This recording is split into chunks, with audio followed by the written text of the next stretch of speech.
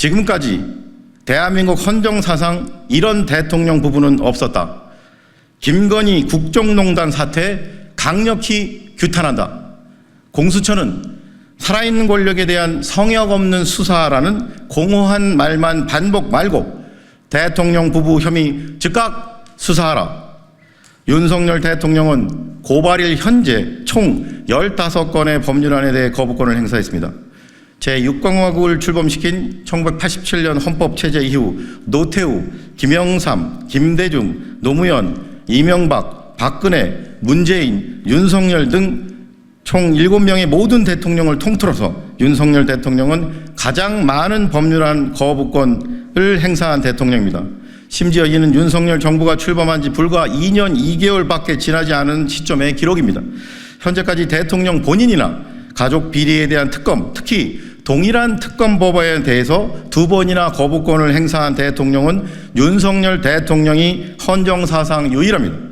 김건희 여사 특검 법안에 대한 거부권 행사까지 합치면 총 3번에 걸쳐 대통령 본인과 배우자가 수사 대상인 특검 법안에 대해 거부권을 행사했습니다.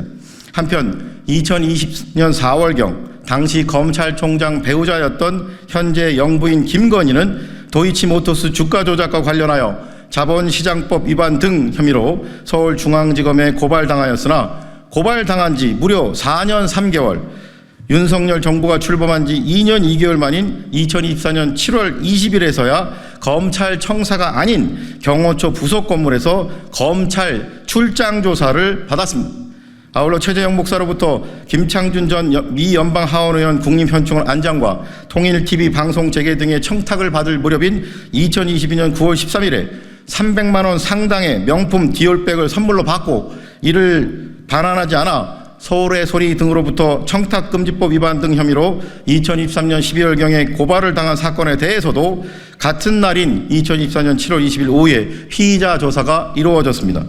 2022년 9월 13일 영부인 김건희가 명품백을 수수할 당시에 명품백 수수 장소였던 코바나 컨텐츠의 사무실 복도에는 신라 면세점 에코백을 들고 대기하던 남녀가 있었는데 이와 관련하여 대통령실은 영부인 김건희에게 보고하기 위해 대기하던 여비서관들과 남자 경호원이었다고 국민에게 해명한 바 있습니다. 이에 다음의 혐의로 피고발인 윤석열과 김건희를 공수처에 고발합니다. 1. 직권남용 권리행사 방해의 점. 대통령의 직무권한은 방대하고 막강합니다. 하지만 아무리 대통령이라 하더라도 국민이 부여한 대통령의 직무권한은 헌법과 관계 법령에 의해 민주적 통제를 받는 것이 헌법 정신이며 국정운영의 기본 원칙입니다.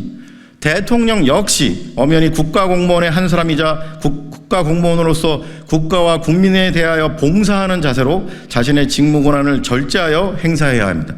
그런데 피고발인 윤석열은 이러한 헌법 정신에 위배하여 국민의 대표자인 국회의원 다수의 의사로 의결하여 정부로 송부한 최혜병 특검 법안이나 김건희 특검 법안을 국익이나 국민의 관점보다는 자신 및 배우자 범죄 혐의가 연루된 특검 수사를 저지시킬 사적 목적으로 거부권을 함부로 남용하고 특히 영부인 김건희가 연루된 도이치모터스 주가 조작 사건에 대한 피의자 조사를 정당한 사유 없이 윤석열 정부가 출범한 지 무려 2년 2개월이나 지나 지연시키는 것은 물론 헌정사상 유례 없는 황제 출장 조사를 받도록 하여 법 앞에 평등이라는 헌법 규정을 무력화시키고 형사사법 시스템에 대한 국민의 신뢰를 심대하게 훼손시키는 등 그 누구보다 헌법을 수호해야 할 책무가 있는 1호 국가공무원으로서의 책무를 망각하고 직권남용을 저지른 혐의가 있습니다.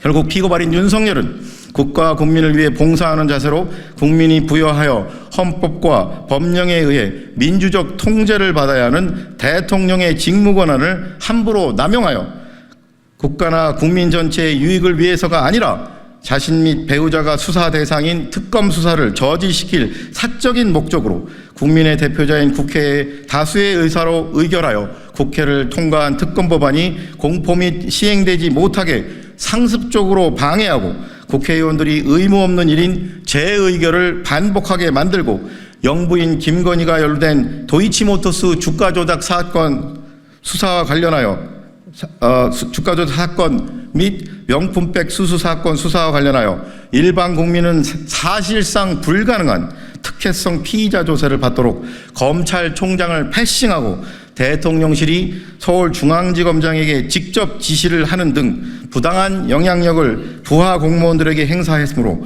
직권남용죄의 죄책을 져야 마땅합니다. 2. 공무상 비밀 누설 교사의 점.